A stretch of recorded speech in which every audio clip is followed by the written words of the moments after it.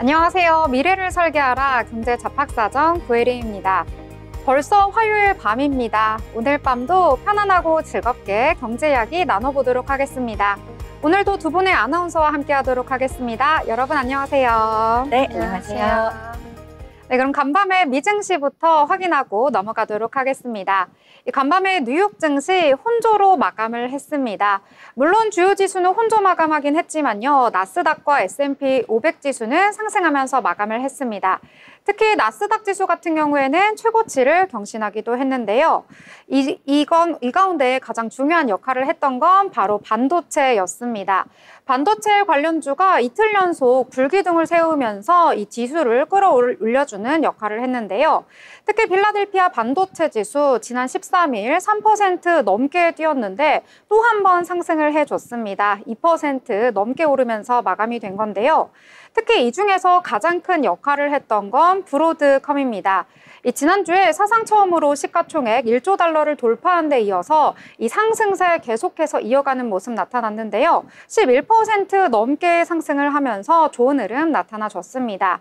이에 반응한 반도체 지수도 2% 넘게 급등을 했는데요. 브로드컴 같은 경우에는 4분기 매출이 급증했다라고 발표를 했고요. AI 반도체 시장 선두주자 엔비디아의 아성을 위협할 기업이다라는 평가가 나오고 있습니다.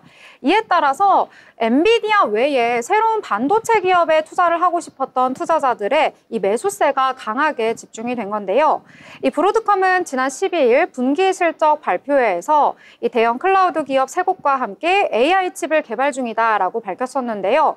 이들 기업이 어떤 기업인가 하고 살펴봤더니 이 구글과 페이스북의 모 기업이죠.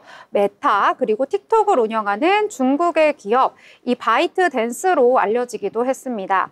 이 애플도 브로드컴과 함께 힘을 합쳐서 자체 AI 칩 개발에 나섰다라는 소식이 전해졌고요. 또 오픈 AI가 브로드컴과 자체 AI 칩을 개발할 예정이라는 보도도 나오기도 했습니다. 이에 따라서 이 빅테크 기업들 이제는 좀 엔비디아에 의존하기보다는 좀 자체 AI 칩을 만들기 위해서 너도나도 나서고 있는 상황인데요. 엔비디아에 대한 의존도를 좀 빠르게 줄이겠다라는 의도로 풀이가 되고 있습니다. 실제로 엔비디아 같은 경우에는 주가가 좀 최근 들어서 약한 모습이 나타나고 있는데요. 간밤에도 하락하면서 마감을 했습니다. 역시 ARM도 하락을 하면서 마감을 했는데요. 4% 넘게 떨어지는 모습이 나타났습니다. 반면에 빅테크 주식은 상승하는 모습을 보여줬습니다. 테슬라 같은 경우에는 연일 정말 최고가를 경신하고 있습니다. 간밤에도 또 한 번 뛰면서 최고가 경신 장중에 했었는데요. 6% 넘게 뛰는 모습 장중에 나타났습니다.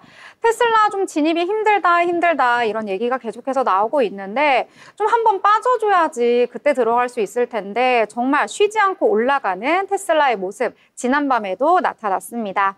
알파벳 같은 경우에는 3% 이상 상승을 했고요. 아마존 역시도 2% 이상 상승하는 모습을 보여줬습니다. 자, 이제 시장 투자자들의 관심은 온통 FOMC에 가 있는 것 같습니다. 저희 방송이 끝나고 27일에 시작되는 올해 마지막 FOMC 정례회의 앞두고 있는데요. 좀 경계 심리도 보이면서 좀 거래량이 살짝 주춤하는 모습이 보이기도 했는데 그럼에도 불구하고 미국 시장은 전반적으로 좀 반도체를 중심으로 훈풍이 불었다 이렇게 볼 수가 있겠습니다. 이에 반해 국내 증시는 오늘은 좀 약세를 보였던 하루였습니다. 양대 시장 모두 좀 분위기가 좋지 않았는데요. 오늘 시장에 대해서도 함께 이야기 나눠보면서 미래를 위한 전략, 포트 함께 만들어 가시길 바랍니다. 자, 그럼 보람 아나운서는 오늘 장에 대해서 어떻게 보셨을까요? 네, 지금 앞서서 말씀하신 것처럼 시장 상황이 좋지가 못합니다. 좀 반등을 해주나 싶으면 계속해서 힘이 빠지고 좀 미끄러지는 모습을 보이고 있는 가운데 아무래도 아쉬운 거는 말씀을 주신 것처럼 간밤에 미국 시장과 좀 분위기가 상반된 흐름을 보이고 있다라는 겁니다.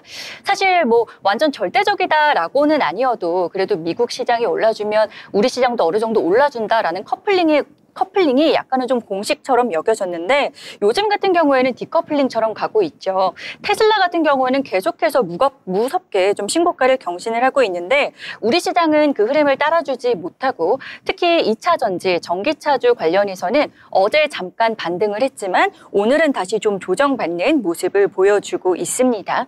뭐 요즘이 정치 테마주 위주로 움직이기도 하고 아시다시피 트럼프 관련해서 그리고 머스크 관련해서 일단은 묶이고 언급이 되면은 좀 오르는 경향이 있었는데 이 상승이 하루 만에 지금 끝난 거고요. 일단 오늘 전해진 소식을 하나를 말씀을 드리면 트럼프 인수팀이 전기차와 충전소에 대한 지원을 이제 좀 줄이겠다라는 그런 소식이 전해졌습니다. 그렇기 때문에 그동안 이 부분에 대한 기대감으로 올랐던 것들이 다 지금은 반납이 된 모습이고요. 지금 일단 시총 상위 종목군에 있는 2차 전지주들의 흐름도 굉장히 좀 많이 빠지고 있습니다. 뭐 에코프로 BM, 삼성 SDI, 에코프로 그리고 LG 에너지솔루션 같은 종목들이 줄줄이 좀 하락세를 보이고 있습니다. 네, 2차 전지 전기차 테마 함께 보셨는데요. 테슬라는 연일 좀 잘 나가고 있잖아요. 근데 어느 순간 보니까 원래는 테슬라가 잘 나가면 2차 전지 전반이 함께 동반 상승을 한다 이렇게 봤었는데 이제는 테슬라가 올랐을 때는요. 2차 전지보다는 자율주행 쪽으로 좀 탄력을 받는 모습이 나타나더라고요. 그래서 테슬라가 오르면 국내 2차 전지주는 힘을 못 쓰는 경우가 많고 자율주행 쪽으로 좀 상승을 한다 이렇게 보시면 될 것 같습니다. 자, 그러면 우리 또 다른 내용 함께 이야기 나눠보려고 하는데요. 보경 아나운서는 어떤 쪽 오늘 보셨을까요? 네, 최근에 양자 컴퓨터 관련한 주식들이 조금 주목을 많이 받고 있는데요. 미 현지 시간으로 지난 9일에 구글이 슈퍼컴퓨터가 14년 걸리는 문제를 단 5분 만에 푸는 양자 컴퓨터를 개발했다고 밝혔죠. 이후로 관련주들이 꾸준히 주목을 받고 있는데요. 구글은 이번 성능 실험에서 자체 개발한 양자칩 윌로우를 장착한 양자 컴퓨터가 현존하는 가장 빠른 슈퍼컴퓨터인 프론티어를 능가한다고 전했습니다. 다만 이 성능 실험은 테스트를 위해 만들어진 알고리즘이 이용됐으며 아직 실제 적용된 사례는 없습니다. 구글은 기존 컴퓨터가 풀지 못하는 실제 문제 사례를 내년에 발표할 계획이라고 밝혔습니다.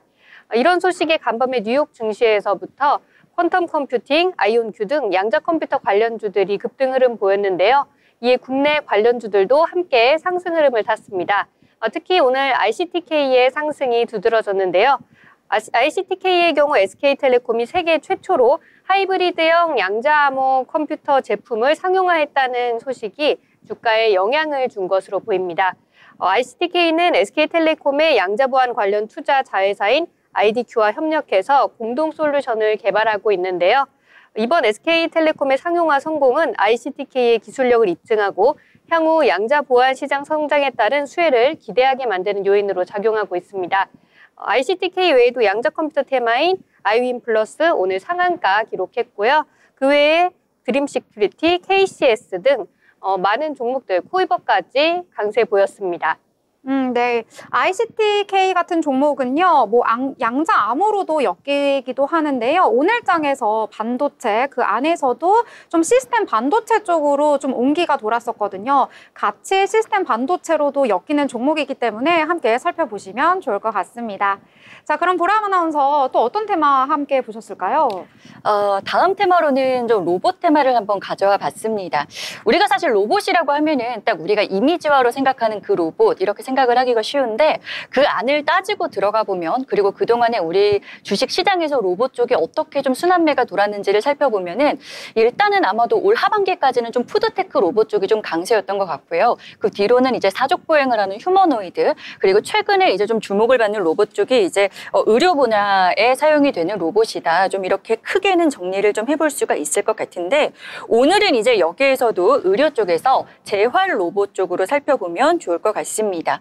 아무래도 이제 우리 사회가 이제 점점 인구 고령화 쪽으로 접어들다 보니까 이쪽에 맞추어서 또 로봇도 보다 더 고령화 쪽에 도움이 될 수 있는 로봇 그렇다 보니까 재활 로봇 쪽으로 오늘 좀 훈풍이 불었고 일단은 이 로봇 관련한 시장의 성장 그리고 기대감이 계속해서 좀 커지고 있는 상황이기 때문에 관련 테마가 좀 많이 올랐고요. 그 중에서도 오늘 좀 챙겨볼 종목 PNS 미케닉스 이 종목이 좀 강하게 상승 탄력을 보여주고 있습니다. 네. 로봇 쪽, 저는 예전에 공부를 좀 로봇 쪽 한번 해봤었는데, 그때 재활 로봇은 좀 못 들어봤었거든요. 네. 근데 오늘 좀 강세라고 해서 찾아보니까 또 있더라고요. 그래서 여러분들 고령화 시대를 맞이해서 또 기대 수명 계속 늘어나고 있잖아요. 함께 살펴보시면 좋을 것 같은 테마다 이렇게 생각이 드네요. 자, 이렇게 전반적인 이야기 함께 나눠봤습니다. 더불어 본 방송에서 제공하는 정보는 투자 판단을 위한 조언일 뿐 해당 종목의 가치, 상승과 하락에 대해서는 보장하지 않습니다.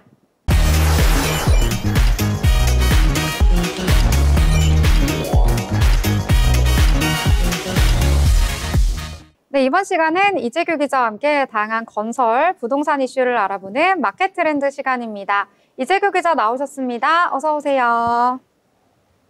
네, 안녕하세요. 이재규입니다. 네, 그럼 첫 번째 소식부터 알아보겠습니다. 이 분양 보증 사고 금액이 1조 원을 넘어섰다고 합니다.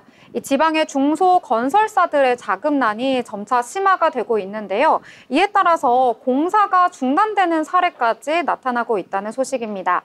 특히 임대아파트에서의 보증 사고가 급증을 하면서 이 허그의 재정 부담도 점차 커지고 있다고 하는데요. 어떤 내용인지 전해주시죠. 네, 아파트 공사가 중단이 되고 계약자들이 낸 분양금 환급을 요구하는 분양 보증 사고가 지난해에 이어 올해도 계속되고 있습니다. 허그에 따르면 올해 발생한 분양 보증 사고는 총 17건, 사고 금액은 1조 1,588억 원에 달합니다. 이는 지난해 17건 1조 2,143억 원과 비슷한 수준으로 여전히 높은 사고율을 보이고 있습니다. 특히 주택법에 따라 개발업자는 30가구 이상 아파트 단지를 지을 때 반드시 분양보증 임대보험에 가입해야 하지만 건설사들이 자금난으로 파산하면서 공사가 중단되는 사례가 늘고 있는 상황입니다. 네.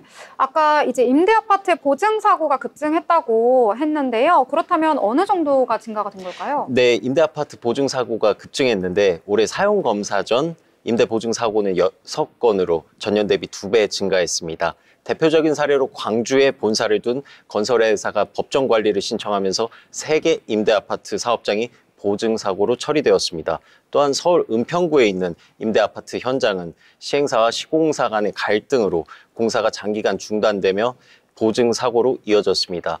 분양사업장도 사정은 다르지 않았습니다. 경북 구미에 아파트를 짓던 태영건설은 워크아웃을 신청하며 공사를 중단, 결국 분양보증사고로 처리되었습니다. 네. 결국에는 이 자금이 원활하게 흐르지 않았기 때문에 이런 사고가 발생한 것 같은데요. 이 원인으로는 건설사들의 자금난, 이게 가장 크다고요? 네, 맞습니다. 주요 원인으로는 지방 중소 건설사들의 자금난이 꼽힙니다. 올해 1월부터 12월까지 부도 처리된 건설사는 27곳에 이르며 이 가운데 23곳이 지방업체입니다. 건설업계 관계자는 건설 경기 침체로 지방 건설사들이 한계 상황에 내몰리면서 사고가 계속되고 있다고 설명하였습니다. 이처럼 사고 대부분이 지방에 발생하면서 사고 내용도 심각해지고 있습니다. 특히 임대아파트는 과거 사고가 거의 없던 분야였습니다. 허그에 따르면 2008년부터 2017년까지 임대아파트 보증사고는 한 건도 없었지만 2018년부터 2022년까지 2건에 불과했습니다. 하지만 지난해 3건에서 올해는 6건으로 급증하며 16년 만에 최고치를 기록했습니다. 네. 이 지방에서 또 더 심각한 문제라고 여겨지는데 아무래도 좀 지방에 사람이 안 살아서 그런 걸까요? 네, 그런 것도 있고 또 자금이 안 도니까. 자금이 안 돈다는 건 어쨌든 사람들이 안 살고 싶어 해서 그런 거겠죠? 인구가 조금 소멸되는 것도 있고 또 아파트를 거기에 안 사는 것도 분양들을 안 받기 때문에 또 그런 것도 있는 것 같습니다. 지방이 좀 더 심각하다 이렇게 여겨지기도 하는데요. 지금 건설사들의 이 자금난뿐만 아니라 임차인 모집도 쉽지가 않을 것 같습니다. 이 허그의 손실 규모도 그래서 더욱더 큰 것 같은데요. 이와 관련한 내용도 함께 전해주시죠. 네, 현재 핵심 문제가 건설사들의 자금난과 임차인 모집 부진이 제일 컸습니다. 임대아파트의 경우 임차인으로부터 받은 보증금을 기반으로 공사를 이어가야 하지만 최근 공사비 상승과 미분양 증가로 인해 자금 흐름이 막히고 있는 상황이었습니다.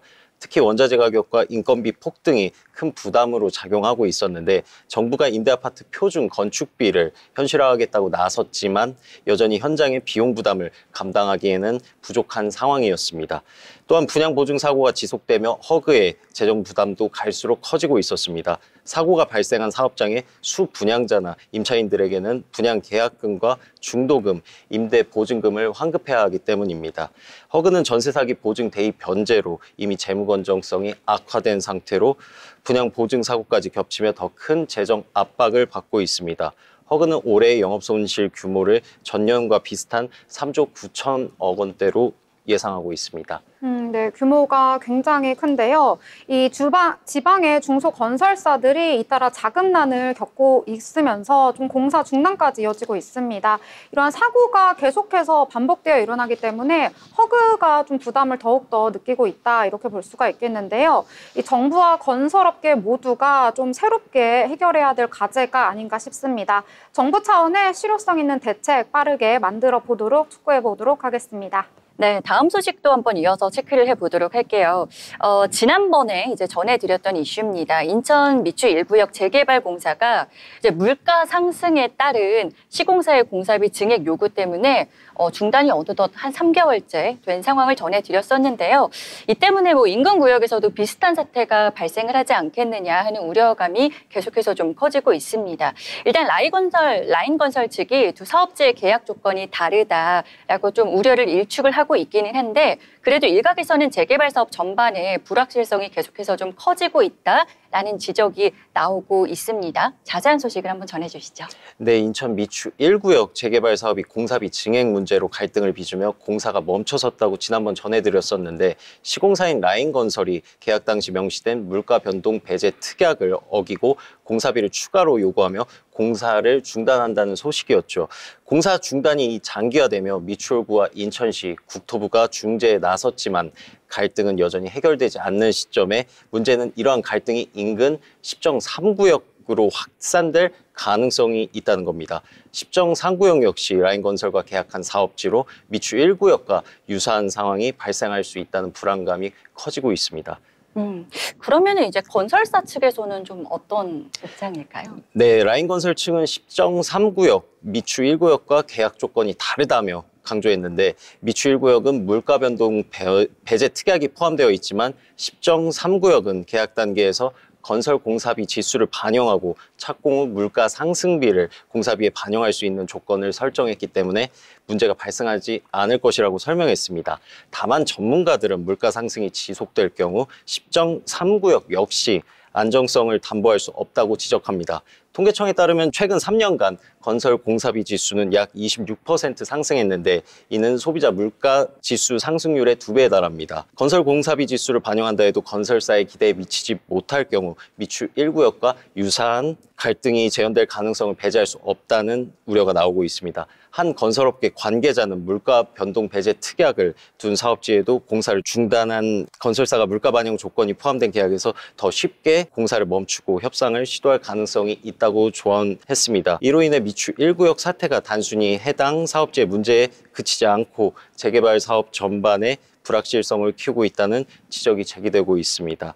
특히 서민 주거 안정과 밀접한 연관이 있는 재개발 사업장들에게 비슷한 문제가 확산될 경우 지역 경제와 주거 환경에 미칠 영향이 우려되는 현실입니다. 한편 10정 3구역 조합은 관련 취재 요청에 응하지 않는 상태입니다. 그러니까 피해가 뭐 어느 정도 선에서 좀 멈추면 그래도 그나마 다행인데, 아무래도 좀 도미노처럼 불어나는 그런 것들이 있습니다.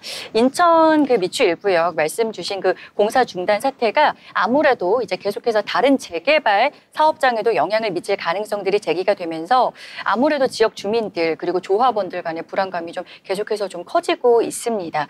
그 물가 상승이랑요, 공사비 증액 요구가 이제 아무래도 좀 이제 갈등의 좀 새로운 뇌관이다라는 그런 분석들이 많이 나오고 있는데, 정부와 지자체, 중재 그리고 해결 방안 마련이 보다 더 시급하게 필요할 것으로 보입니다.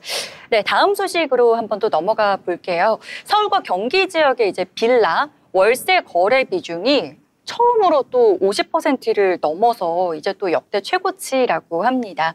전세자기 사태 이후에 아무래도 사람들이 무서우니까 월세 쪽으로 선호하는 현상들이 계속해서 뚜렷해지고 있다라는 건데요. 그렇다 보니까 이제 월세 가격도 오르고 있고 서민들 주거 부담도 더 커지고 있는데, 이게 또 월세 시장까지 영향을 끼친 그런 소식도 전해주시죠. 네, 올 한 해 서울과 경기 지역 빌라 임대차 시장에서 월세 비중이 50%를 돌파하며 역대 최고치를 기록했습니다. 올해 서울에서는 연립 다세대 전월세 거래 12만 7,111건 중 6만 8,116건, 경기 지역에서는 6만 3,520건 중 3만 2,760건이 월세였습니다. 각각 53.4%, 51.6%에 달했는데 이는 2020년 월세 비중과 비교하면 서울은 29.5%에서 경기는 30.6%에 약 20%포인트 이상 급등한 사례입니다.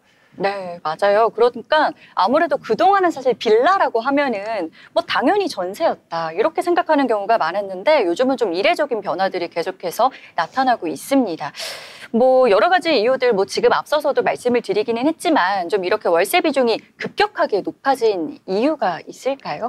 네, 전문가들은 전세 사기 사태를 주요 원인으로 꼽고 있었습니다. 임차인이 전세 보증금을 돌려받지 못하는 피해가 속출하면서 안전에 대한 불안감 때문에 전세보다 월세를 선호하는 사람들이 늘어난 거죠. 특히 값이 저렴하고 비교적 규제가 덜했던 빌라에서 피해가 집중되며 전세보다 월세가 더 안정적이라는 인식이 확산된 것으로 보입니다. 아무래도 여기에다가 또 정부의 정책도 어느 정도 좀 영향을 미친 것 같거든요. 네, 그렇습니다. 정부가 전세 보증금 반환 보증 가입 요건을 강화하면서 보증 가입이 어려운 임대인들에게 전세 대신 월세를 택하는 경우가 많아졌습니다. 결국 수요와 공급 모두 월세로 이동하는 현상이 나타난 겁니다. 저도 일단 지금은 월세살이를 하고 있고요. 이제 재계약 시즌이 점점 다가오고 있어서 이게 좀 남들 같지 않고 좀 많이 무섭더라고요. 또 월세 몰리면서 가격이 계속해서 올라갈 것 같다라는 거는 이제 어느 정도의 예상치가 아니라 좀 확실한 전망이다라고 말이 나오고 있는데 이럴 때 이제 전세 사기 사태가 뭐 빌라 임대차 시장의 판도까지 좀 바꿔놨다라고 정리를 해볼 수가 있을 것 같고 그러면 여기 관련해서 또 정부 대응책은 어떻게 나오고 있을까요? 네, 한국부동산원에 따르면 서울 연립 다세대 월세 가격 지수는 지난 10월 기준 102.0으로 2021년 6월 이후 가장 높은 수치를 기록했습니다. 경기도 역시 비슷한 수준인데 정부의 대응책으로는 장기 임대주택 도입을 서두르고 있습니다. 최장 20년간 임대가 가능한 기업형 장기 임대를 통해 월세 시장의 안정을 꾀하려는 건데요. 다만 이 같은 제도가 시장에 정착되기까지는 상당한 시간이 걸릴 것으로 보입니다. 네, 맞습니다. 일단 뭔가가 가격이나 이런 것들이 오르고 나면은 다시 내려가는 건 쉽지가 않잖아요. 그렇기 때문에 우리가 뭐 밥상 물가도 어렵고 뭐 집값 잡기도 어렵고 여러 가지 좀 어렵다 힘들다라는 말이 나오는 건데요. 뭐 정말 슬프지만 그래도 지금까지의 좀 이슈들을 종합을 해봤을 때에는 우리 좀 주거비 부담이 더 커질 가능성이 좀 계속해서 있을 것으로 보여집니다. 아무래도 전세 사기 여파로 우리 시장에 좀 불안감이 드리워진 만큼 보다 더 근본적인 대책이 필요할 것 같다. 좀 이렇게 정리를 해보겠습니다. 네, 이렇게 세 가지의 내용 깊이 있게 알아봤습니다. 함께해 주신 이재규 기자 감사합니다.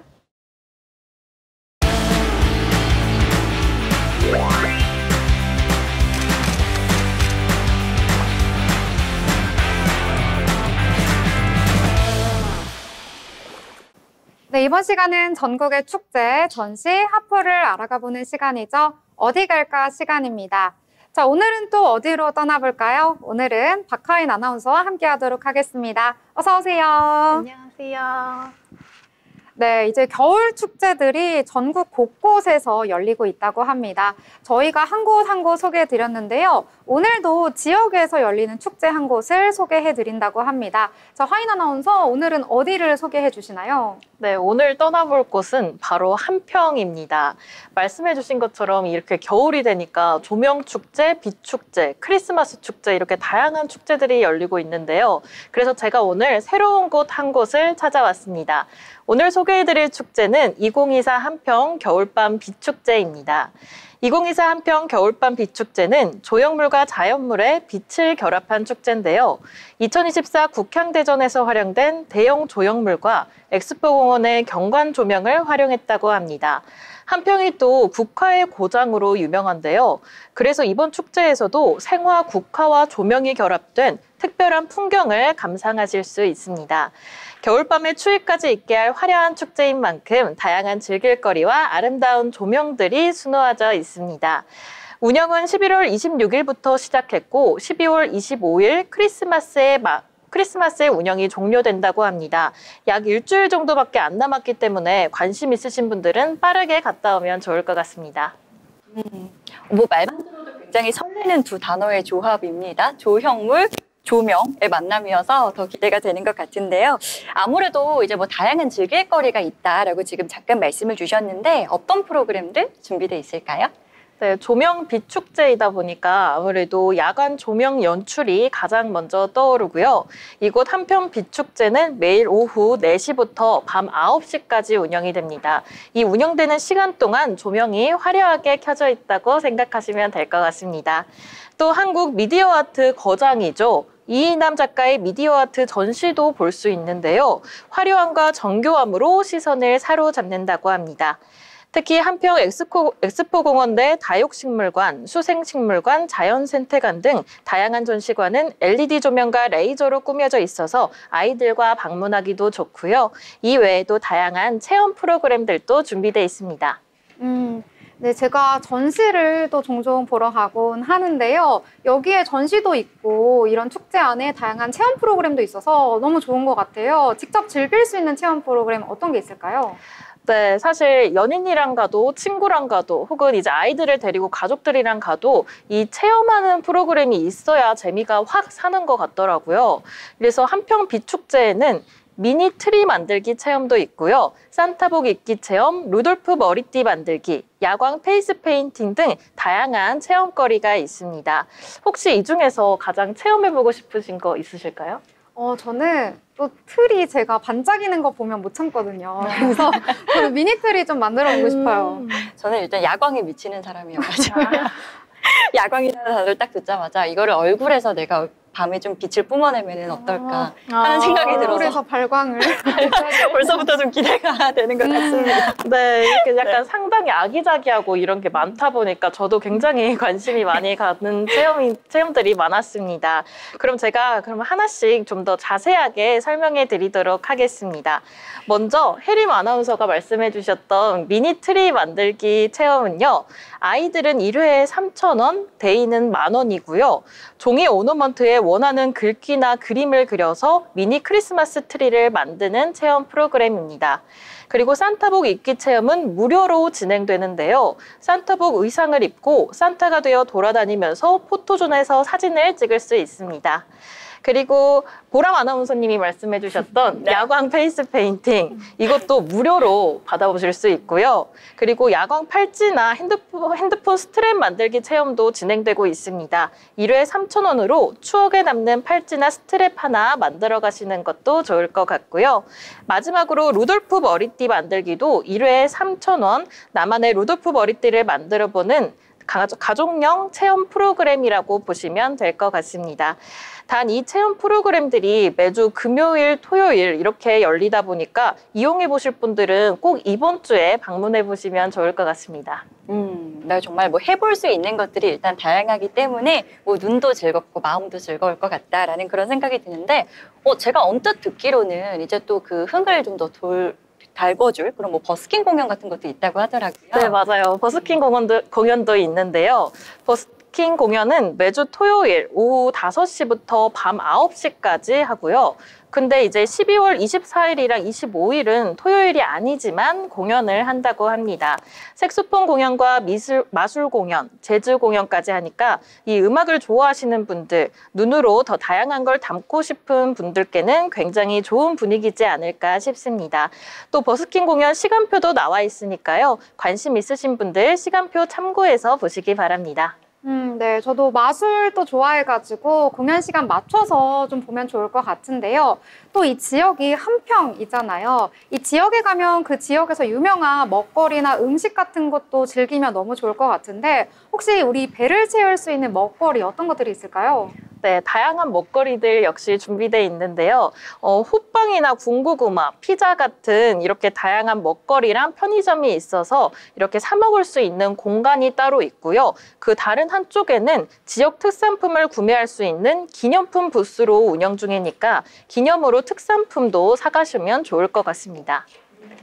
정말 뭐 이미 짜여진 일정들이 있기 때문에 그냥 날이 되면 이번 주말에 그냥 바로 딱 가면 좋을 것 같다라는 그런 생각이 듭니다. 제가 사실은요 한평 쪽은 한 번도 안 가봤는데 그러면 좀 축제장을 방문을 하려면은 어떤 경로로 좀 가는 게 좋을까요? 네, 이제 차를 이용하시는 분들 같은 경우는 주차장이 한평 엑스포공원 주차장 그리고 인근 보조 주차장 이렇게 마련되어 있는데 요금은 무료입니다. 보조 주차장에 주차를 하더라도 축제장 간 무료 셔틀버스도 운행한다고 하니까 차를 가져오시는 분들은 편안하게 방문하시면 될 것 같습니다. 이제 대중교통을 타고 오시는 분들은 한평 버스터미널에서 축제장까지 택시로 약 10분밖에 안 걸리고요. 기차를 타실 분들은 목포행 KTX 이용 후 나주역에서 하차해서 한평으로 이동하시면 될 것 같습니다. 네, 이렇게 축제에 관련해서 즐길 거리, 먹을 거리, 교통편까지 정말 알차게 잘 소개를 해주셨는데요. 자, 그럼 마지막으로 이 축제를 더욱더 잘 즐길 수 있는 꿀팁 몇 가지 얻을 수 있을까요? 네, 이렇게 축제 즐기면서 여행까지 하고 싶은 분들 계실 것 같은데요. 그런 분들을 위해서 챙기면 좋을 만한 이벤트가 있습니다. 바로 이 한평 비축제 기간 동안 숙박세일 페스타도 진행합니다. 평일 숙박요금 50% 할인, 크리스마스 특별 주말 할인 같이 관광객을 대상으로 아늑한 숙소에서 편안하게 머무를 수 있도록 특별 할인을 실시하니까 꼭 챙기시길 바라고요. 그리고 또 축제장 내부가 넓고 처음 가다 보면 이곳저곳 다 경험해보고 싶은데 못 하실 수 있잖아요. 이렇게 한눈에 볼 수 있는 축제 맵이 홈페이지에 있으니까 편안하게 즐기셨으면 좋겠습니다. 추운 겨울이지만 곳곳에 난로도 위치하고 있고 빛의 온기들로도 가득하니까요. 가족과 연인들과 따뜻한 추억 만드셨으면 좋겠습니다. 네, 이렇게 오늘 한평 겨울밤 비축제 자세하게 속속들이 파헤쳐봤습니다. 이렇게 좋은 소식 전해주신 박화인 아나운서 감사합니다.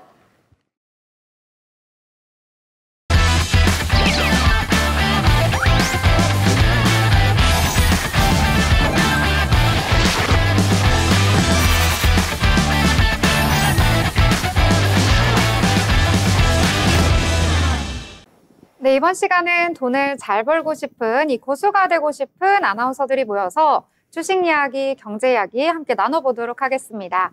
그 전에 국내 시장 어떻게 마무리가 되었을지 살펴보고 넘어가도록 하겠습니다.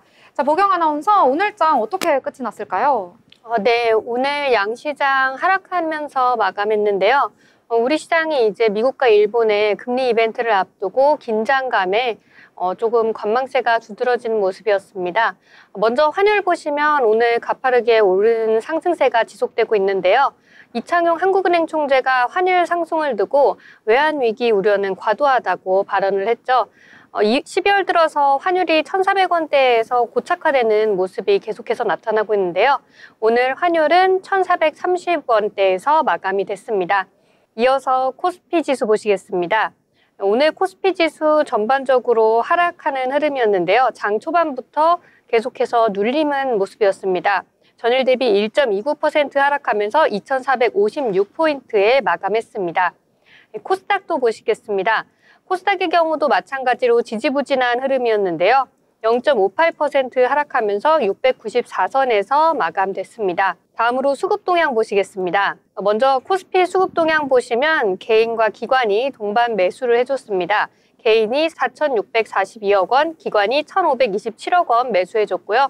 외국인이 7,133억 원 매도했습니다. 외국인이 가장 많이 매도를 많이 한 종목은 삼성전자입니다. 이어서 코스닥 보시면 코스닥의 경우에도 외국인이 매도를 하고 있습니다. 외국인과 기관이 동반 매도한 흐름이 이 거래일째 지속되고 있는데요.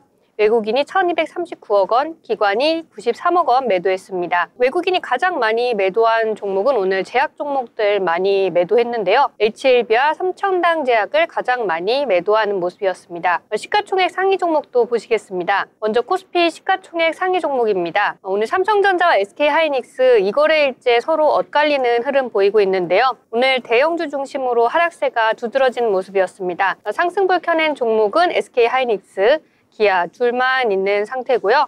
SK하이닉스 같은 경우에는 오늘 18만 원대에서 마감이 됐습니다. 반면에 삼성전자 같은 경우에는 증권가에서 목표가를 하향 조정하면서 오늘 5만 5천 원대가 깨지는 모습이었습니다. 5만 4,600원에 마감이 됐고요. 2차 전지 약세가 오늘 두드러지면서 LG 에너지솔루션이 4% 가까이 하락하는 모습이었습니다. 유럽 품목 허가 이슈로 어제까지 5거래일 연속으로 강세를 보였던 셀트리온, 오늘 CDMO 자회사 출범 소식이 들려졌죠. 그럼에도 불구하고 오늘 주가는 쉬어가는 모습이었습니다. 밸류업 이슈가 있었던 KB금융 오늘 하락했습니다. 다음으로 코스닥 시총 상위 종목들 보시겠습니다. 코스닥의 경우에도 상승하는 종목을 찾아보기 조금 어려운데요. 시총 상위 종목들 중에서는 리노공업과 신성델타테크 정도만 상승하는 모습이었습니다. 전날 미증시에서 미국의 브로드컴과 마이크론 등이 상승하면서 필라델피아 지수가 강세를 보였는데요. 이에 지금 리노공업뿐만 아니라 에이징랜드, 자람테크놀로지 등 국내 반도체주들 오늘 강세 흐름 보였습니다. 특히 신성델타테크 같은 경우에는 오늘 10만 원을 넘어서면서 시총 9위에 안착하는 모습이었고요. 오늘 전반적으로 2차 전지 약세였고 바이오주들도 주춤하는 모습이었습니다. 트럼프 당선인이 전기차 지원을 축소한다고 밝히고 배터리에 관세를 부과하겠다고 이야기하면서 아무래도 오늘 2차 전지주들이 눌림을 많이 받는 모습이었는데요. 거기에 약가격 하락 추진 등 미국발 이슈의 2차 전지주 그리고 제약 쪽이 오늘 하락하는 흐름이었습니다. BOJ 금리 결정과 또 FOMC를 앞두고 우리 시장 오늘 전반적으로 경계감 짙은 모습이었는데요. 이에 대한 대응 전략 저희 방송과 함께 세워보시기 바랍니다. 네, 이렇게 오늘 시장 정리 잘 해주셨습니다. 오늘 양대 시장 좀 하락하면서 마감을 했습니다. 코스피 같은 경우에는 연 이틀 하락하는 모습이 나타났는데요. 코스피는 전일 대비 1% 넘게 떨어지면서 1.29% 내린 2,456선에 거래를 마쳤습니다. 어제 장중에 2,500선 잠깐 터치하기도 했었는데요. 오늘 좀 기대를 해봤는데 오늘 계속해서 마이너스권 움직임 그려지면서 오늘 거의 저점 라인에서 마감을 했다 이렇게 보실 수가 있겠습니다. 코스닥 같은 경우에도 분위기는 비슷하게 좋지 않은데요. 전일 대비 0.58% 하락하면서 694선에서 거래를 마쳤습니다. 마찬가지로 좀 700선 넘어가는 흐름 기대했었는데 오늘 장중 내내 좀 시작할 때는 플러스였지만 장중 내내 마이너스권 움직임 그리면서 오늘 분위기가 좋지 못한 코스닥의 모습이었습니다. 오늘 코스피에서는 외국인이 물량을 정말 대거 쏟아냈습니다. 오늘 7천억 원대 매도 우위를 보이는 모습이 나타났거든요. 외국인 계속해서 떠나가고 있고요. 이에 반해서 기관 같은 경우에는 매수 포지션 잡았는데요. 1,500억 원대 매수를 했다 이렇게 보실 수가 있겠습니다. 기관 같은 경우에는 지난달 27일 이후에 코스피 시장에서 15거래일 연속해서 지금 순매수하는 흐름 나타나고 있거든요. 하지만 매일 매수는 하지만 물량이 크지 않아서 좀 중립의 포지션을 지키고 있다 이런 시장의 평가가 나오고 있습니다. 시가총액 상위 단에 위치한 종목들 오늘은 대부분 종목이 좀 하락을 했기 때문에 지수를 끌고 갈 수 있는 좀 동력이 부족했다 이렇게 보실 수가 있겠고요. 투자자들 같은 경우에는 지금 FOMC 발표를 기다리고 있으면서 좀 관망하는 심리, 경계 심리가 짙게 우리 시장에 드리워져 있다 이렇게 보실 수가 있겠습니다. 자, 그럼에도 우리 시장 오늘 좀 올랐던 테마가 있기 때문에 함께 이야기를 나눠보면 좋을 것 같은데요. 자, 보람 아나운서는 어떤 쪽 보셨을까요?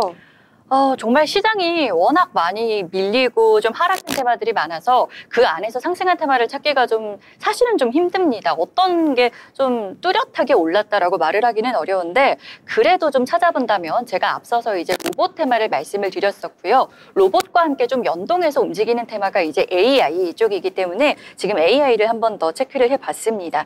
일단 앞서서 테슬라 신고가 경신했다라고 말씀을 드렸었는데 테슬라뿐만이 아니라 이제 또 브로드컴도 연일 좀 좋은 모습을 보여주고 있거든요.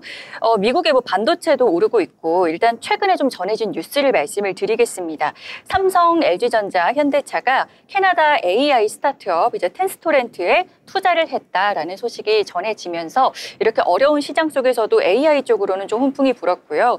이 기업이 일단 뭐 AI 칩 관련해서 엔비디아의 대항마로 꼽히고 있다라는 점 다시 한번 체크를 해드릴 수가 있을 것 같고 연관해서 온디바이스 테마가 강세를 보였고 그런 가운데에서도 좀 대장격인 종목을 하나를 찾아본다라고 한다면 마음 AI가 윗꼬리를 좀 달기는 했지만 그래도 좀 상승 흐름을 보여줬다라고 체크를 해볼 수가 있겠습니다. 네, 반도체 이야기 해주셨는데요. 오늘 이제 국내 시장에서의 투톱을 살펴보자면 오늘 삼성전자는 하락을 했고 SK하이닉스는 상승하는 모습을 보여줬습니다. SK하이닉스 원래는 좀 엔비디아와 함께 밸류체인으로 엮이면서 좀 동반되는 흐름 나타나는데 어젯밤에 엔비디아는 떨어졌었거든요. 근데 SK하이닉스는 오늘 올랐더라고요. 그래서 이제 새롭게 브로드컴이 떠오르면서 좀 이 밸류체인과 상관없이 SK하이닉스가 독자적으로 갈 수 있을 것인지 이것에 대한 추이도 함께 지켜보면 좋을 것 같고요. 원래 기존에 HBM을 납품하던 AMD 사업을 지금 접었다고 합니다. 이미 SK하이닉스 공장 생산 라인도 가동을 멈췄다고 하고요. 이제는 좀 아마존과 구글과 함께 협력을 하겠다 이런 내용을 밝혔기 때문에 추후에 이런 내용도 함께 확인해 보시면 좋을 것 같습니다. 자, 그러면 저희 또 다른 내용 함께 살펴보려고 하는데요. 오늘 어떤 내용 보셨을까요? 네, 저는 이번에 비만 치료제 테마들에 조금 주목을 해봤는데요. 오늘 관련주들이 좀 강세를 보였습니다. 먼저 인벤티지랩 보시면 비만 치료 장기 지속형 주사제 개발에 대해서 원천 특허를 등록했다는 소식이 들려오면서 장 초반부터 급등하는 모습이었습니다. 인벤티지랩은 세마글루타이드 마이크로 입자 및 이의 제조 방법에 대한 특허를 확보했다고 밝혔는데요. 회사 고유의 플랫폼 기술인 IV의 드럭 플루이딕 이 기술을 통해서 차별화된 세마글루타이드 마이크로 입자 제형을 제조하는 게 이번 특허의 골자입니다. IVL 드럭 플루이딕은 고분자 마이크로 입자를 통해서 장기 지속형 주사 제형을 구현하는 것으로 인벤티지랩이 보유하고 있는 원천 기술인데요. 장기 지속형 주사제란 매일 복약 또는 주사로 투여해야 하는 약물을 1개월에서 3개월에 한 번 주사 투여로 대체하는 새로운 형태의 의약품입니다. 인벤티지랩은 이와 관련해서 국내 및 해외에 총 27건의 특허를 등록한 것으로 알려졌는데요. 인벤티지랩은 지난 1월에 유한양행과 계약을 맺고 또 비만약 장기 지속형 주사제의 공동 연구와 사업화를 진행하고 있는 것으로 알려졌습니다. 또 다른 비만 치료제 관련주인 나이백도 오늘 급등 흐름 보였는데요. 보건복지부 산하 오송 첨단의료산업진흥재단이 지원하고 있는 차세대 비만치료제 개발 공공사업에 이제 주관기관으로 선정됐다는 소식이 시장에 전해졌습니다. 나이백은 해당 산업을 이제 위고비, 마운자로 등 기존 비만치료제 기존 비만치료제의 부작용들을 해결하고 새롭게 대안으로서 치료제를 개발하겠다고 밝혔는데요. 기존 비만 치료제의 경우에는 이제 근육 손실 등의 부작용이 좀 있었습니다. 해외 시장에서 특판되고 있는 위고비, 젯바운드를 비롯한 대부분의 비만 치료제가 체중 감량을 목표로 하고 있기는 하지만 식욕 억제를 중심으로 하기 때문에 저혈당이나 위장관 부작용, 췌장염 등 글루코스 대사에 관련된 부작용을 비롯해 근육 손실을 유발할 수 있다는 단점을 안고 있는데요. 하지만 나이백이 개발 중인 펩타이드 기반 비만 치료제는 지방세포 증식과 지방 축적을 중심으로 억제하는 기전으로 근육 손실 등의 문제를 해결하는 새로운 대안이 될 수 있다는 가능성이 비춰지고 있습니다. 나이백은 이번 과제에서 한층 더 나아가서 지속형 약물 전달 제형 기술을 활용해 바이오 글로벌 비만 치료제 시장에 체내 방출을 가능하게 하는 플랫폼 기술 개발을 병행할 계획이라고 하는데요. 이런 비만 치료제 관련주들의 주가 상승에 긍정적으로 영향을 미치는 요인 중에 하나가 이제 이런 기술들의 발전도 있지만 전 세계적으로 비만 치료 수요가 급증하고 있다는 것도 하나의 요인이 되고 있는데요. 앞으로도 이러한 비만 치료제 테마에 계속해서 주목을 해보시면 좋을 것 같습니다. 네, 비만 치료제 오늘 좀 개별 이슈를 가진 종목 위주로 상승하는 모습을 보여줬거든요. 인벤티지랩은 오늘 상한가 기록하는 모습을 보여줬더라고요. 네, 그래서 함께 살펴보시면 좋을 것 같고요. 저는 조선 짧게 이야기해보자면 올해 글로벌 조선 시장에서 한국의 수주 비율이 8년 만에 최저치를 기록할 전망이라고 합니다. 1월부터 11월까지의 이런 수주량을 봤을 때 우리나라가 18% 정도 된다고 하고요. 중국이 69%가 된다고 합니다. 그래서 가장 낮은 수준, 8년 만에 가장 낮은 수준이다라고 밝혔는데요. 다만 조선 업계가 좀 빅사이클에 들어갈 것이고 이미 3년치 일감을 쌓아놨다고 해요. 그리고 한정된 공간에 이제 배를 건조해야 하는데 좀 고가의 라인들로 갖다 놓을 거라고 하더라고요. 그래서 이제 조선업이 앞으로는 더 성장할 것이다. 이런 보고서가 또 오늘 함께 나오면서 상승하는 모습 보여줬는데요. 오늘 HD 현대중공업 52주 신고가를 경신하는 모습 나타나줬고요. HD 현대미포 같은 경우에도 16일에 최고가 경신했는데 또 한 번 이번 주에 52주 신고가를 경신했다. 이렇게 보시면 될 것 같습니다. 자, 그럼 보람 아나운서는 또 다른 테마 어떤 테마 보셨을까요? 네, 아무래도 지금 가상화폐 시장이 워낙 뜨겁기 때문에 좀 짧게 정리를 해봐야 될 것 같은데 일단 우리 시장도 어제까지만 해도 관련 종목들이 다 올랐었는데 오늘의 상승분을 다 반납을 한 상태고요. 반면 비트코인 시장은 계속해서 또 연일 그 고공행진을 이어가고 있습니다. 아무래도 가상화폐 관련해서는 우리 시장에 뭐 직접적인 종목이 있다라기보다는 지분을 보유하고 있는 쪽 혹은 뭐 창투사 쪽으로 좀 자금이 유입이 됐었는데 오늘 같은 경우에는 다시 좀 뱉어내면서 하락하는 흐름을 보여주고 있고요. 뭐 종목 대표적으로 컴투스홀딩스부터 시작해서 뭐 우리기술투자, 하나투자증권 그리고 창투사 테마 쪽으로도 하락하는 모습을 보여주고 있습니다. 네, 이렇게 비트코인까지 함께 살펴봤습니다. 연일 좀 고공행진하고 있더라고요. 그래서 가지고 계신 분들은 좀 이제 플러스를 보고 있지 않을까 이런 생각이 좀 드는데요. 비트코인과 더불어서 알트코인까지 가상화폐 쪽으로 조금 더 수급이 많이 쏠리고 있는 것 같습니다. 자, 이렇게 오늘 시장에 대해서 함께 이야기 나눠봤습니다. 함께 이야기 나누면서 미래를 위한 설계 함께 나누시길 바랍니다. 더불어 본 방송에서 제공하는 정보는 투자 판단을 위한 조언일 뿐 해당 종목의 가치, 상승과 하락에 대해서는 보장하지 않습니다.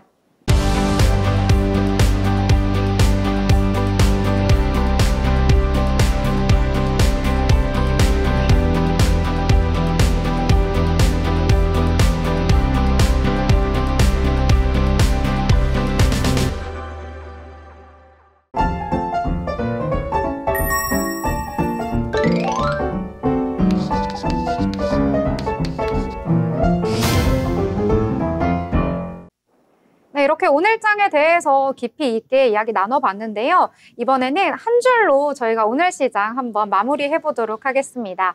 자, 보경 아나운서는 오늘장 한 줄로 어떻게 표현할 수 있을까요?